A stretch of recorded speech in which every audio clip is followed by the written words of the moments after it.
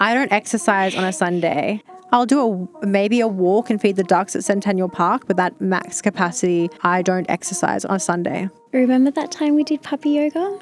That was a different experience. There was puppies involved. Welcome back to Yap and Jab. This is Snow and Jessie. This week we're talking about hair restoration with PRP. But before we get into it, make sure you subscribe. It will really help with our channel. But I have something to ask you, Jessie. I want to put you on the spot. What are we doing for our Christmas party? Snow's the most nosy person. You are the most nosy. We think it's the smallest nose, but she is the most nosy person I've ever met. She's so funny. My PT came in for a facial the other day, and I don't ask my PT personal questions, like unless he brings it up. And she asked him, what would you say to him? Are you dating anyone? He was asking about my engagement. And so I was like, how about you? Are you seeing anybody? And he's like, she gets all the goss. I don't know anything until Snow tells me. And I had no idea. I've been training with him for like 6 months, and I found out all this stuff about him. He had a girlfriend I didn't even know. Yeah. Great. But she's the nosiest person. Like the nosiest person. She just won't tell us. No, because it's a surprise, Snow. I know. It's going to be really, really nice. I appreciate it. Because last year we did a boat, and the boat was fun, but I was so stressed about the weather. I had to do all the catering. I had to get all the alcohol. I had to get a bartender. It was stressful. I'm like, I don't want to do that this year.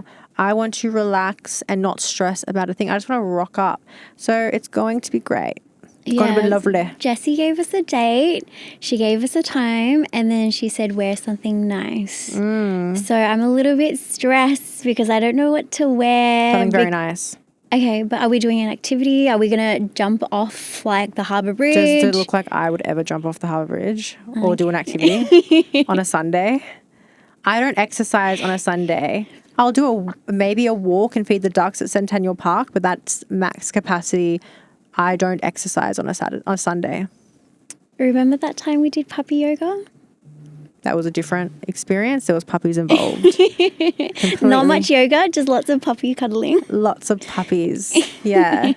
So no hints? It's going to be fancy and it's far away. Oh, so we're driving? We're going somewhere, yes. Okay. That's the one. That is the one thing. I'll take it. Because we're meeting at the clinic and all dressed up. Okay. So now I've ruined part of the surprise. So anyway. Are we going horseback riding? Oh, wait, no activities. And like a fancy, I dress up really nice. God, horseback. I really want to do horse riding. I'm just so scared I'll fall off and like break my pelvis. Yeah, you also said that we might break our hands, and this is our money maker, so. Shake your money maker. No, yeah, it's going to be lovely. It's going to be really, it's not spring break. I don't want Emma getting buck wild. I just want like a really bougie, like classy, elegant, just nice. No tequila shots, which there probably will be, but like as long as like everyone's just like having a really nice time and like I'm not picking in. No one gets that drunk anyway, but Emma does like to throw it back. Just as long as you don't make us sick like last week, we'll be fine. What did I do last week? Oh no, not last week, last year. What did I do last year? For Christmas. Yeah, how did I make you sick? You had your throat infection and we were sharing a vape. We don't vape. Just socially. Whose vape was that? I thought it was yours. And we all got sick. I was coughing phlegm that was so green and thick. All right, guys. I was unwell. It was common. It was going around, okay? And it just happened. Someone had a vape at the party. I don't even know who because none of us vape. You used to vape. It was your vape. I used to smoke. It was your vape. It wasn't mine. Whose vape? It was Emma's. And maybe it was the boat captain. Oh my God. I don't know. Anyway. Could have been anyone. We don't vape anymore. That was like a one-time thing. So how long have you not vaped for? So I still socially vape when I drink. But, oh, really? Yeah. Like naughty my last sausage, you. My last vape was Saturday. But I've honestly to be honest, but my last like vape, like daily vape was at the beginning of the year. I stopped on like New Year's Day. Great. I'm really proud of you. Love that. Yeah. But yeah, it's not going to be like that because no one's going to be sick and no one's going to be sharing anything unless it's like tasting their cocktails. But But that's all I'm giving you, so stop asking. Okay, I'll take it. Anyway, let's jump into this week's episode. So I'm interested in this topic because I feel like you treat a lot of people for hair restoration or hair loss with PRP. And PRP is one of our favorite treatments. I recently took out like pretty much all my extensions. I used to have like 150 nano beads and now I have like 40. And I'm back on that hair trend because I used to have no extensions and my hair was this long, gorgeous, all mine. And then my hairdresser just like got me to put them back in again. I don't know why. So I want to do like maybe 6 or 7 rounds of PRP all through my hairline, all through the back where my extensions were. And I'm on like a thick hair journey. Like I'm taking hair vitamins every day.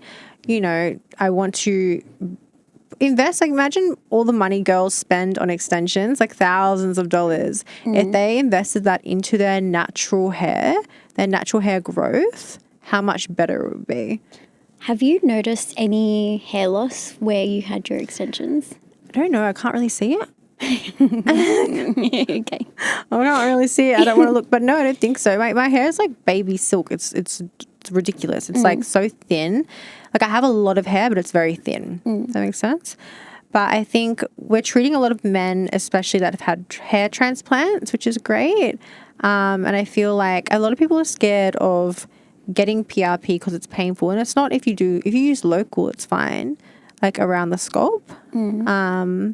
So we've spoken about how I find my hair is quite thin naturally. And I do have a lot of hair, so I have a lot of follicles. But the scary thing is by the time we're 30, 25% of our hair starts to thin out. And then by the time we're in our, I think it's 50s, 50% of our hair thins. And I've noticed with my grandmother, she's constantly complaining about her hair. She's felt her hair has significantly thinned out and she's in her 70s now. And implementing a treatment like this, along with like, you know, Rogaine and stuff like that, like is it Nioxide, the hair shampoo? Minoxidil. They're great, you know. So, but having an actual treatment injected into the dermis where the follicle is to stimulate that growth alongside with supplements. I'm so excited. Yay. I'm going to be like a lion's mane. Yeah, because watch this in a year. Because PRP is great because the platelets that are in the PRP, once we spin it from your blood, it increases a lot of growth factors where we're injecting it. So it means that we're stimulating the follicles. So it gives a good environment for the hair to grow. It obviously strengthens the follicles, and it also increases the growth phase in our hair as well. Yeah. So it gives every opportunity for your hair to grow. Yeah. Or grow better. And combining this with like a little needle roller as well over the area is quite effective as well. Just like a roller, not an actual like a derma pen. And you don't need to go deep. No. 0.5 millimeters is all you need. Yeah, so implementing that treatment along with supplements, along with like topical treatments, as well as like biotin, you took highly of biotin gummies. Yeah. Oh, I was taking. Do you remember when I was taking too many of those? Too many. I was on this, and you know what? My nails, like these are my real nails. I have like a topping on top, but I was taking. You can't take too much biotin. I was taking like 6 of those chewy bear gummies. They were so yummy, and my nails grew so much. My hair was growing. My hairdresser was like, "Look at all this new growth." Every time I go see him, but I constantly felt the urge to pee. And I was like, why do I feel like I need to pee all the time? It was so bizarre. It was the biotin. Crazy. And I was so confused for like 2 weeks. Like, always need to go to the bathroom. It was so weird. It was so weird. So don't take the recommended dose on the label. Don't self-medicate and just enjoy. I actually enjoy. I told my doctor too, because I went to her, I was like, this has happened, blah, blah, blah. And she looked at me and I told her like what I've been taking. And she's like, they're not lollies. It's a medication. Like, why would you eat it like lollies? Because they were delicious. They were my sweet treat. I do that with vitamin C. You know the dissolving ones in your mouth? Yeah. I pop them like candy. Oh, sweet treat. They're so yummy. Yeah. But yeah, it's interesting that you brought up the statistics because and I talk about all the time because he can notice that his hair is thinning. And it's really interesting because a lot of people actually won't recognize or won't see that their hair is thinning until it's too late, until it's too late for them to have any intervention. Because I see PRP for hair restoration as a second line defense. Yeah. I see medication as the first line defense. So if someone was already losing hair, receding hair, minoxidil will be great to stimulate the hair growth, and finasteride to help block the DHT from helping you not lose the hair. So that would be the first line of defense, and then you go in and do PRP to help obviously create a really good environment for the hair to grow. Yeah. A lot of people are doing PRP in the eyebrows. And then you did it in your eyelids. I did it in my eyelids when my eyelashes got singed off. It was a hate crime. And I had no lashes left. She did it a week before my birthday. I know she did it on purpose. And I injected myself with PRP into my eyelids, and a significant improvement. That's why I was taking so many gummies, because I was trying to grow back my eyelashes as well. Also, you know, for at-home care, you can have silk pillowcase, a silk bonnet, mask. So I like to soak my hair in castor oil, rosemary oil, as well as, like, you know, a Wella mask or something like that once or twice a week. I normally go into my hairdressers for my week. I do 2 blow dries a week, and I'll wash my hair at home, give it a good scrub, and then I'll soak it in a beautiful mask, and I'll wait an hour. Then I'll go and get my blow dry, and I'll wash it out, and the hair just feels amazing. So when you're doing a combination of things to help your hair improve the quality, instead of investing all this money in extensions, which most women do, you could be investing that into your own hair, because eventually the extensions, they're going to fade out. You can't have them forever. You can, but not as much as some girls, they have them down to their bum. You know what I mean? It's too much tension on the hair, which is going to cause breakage.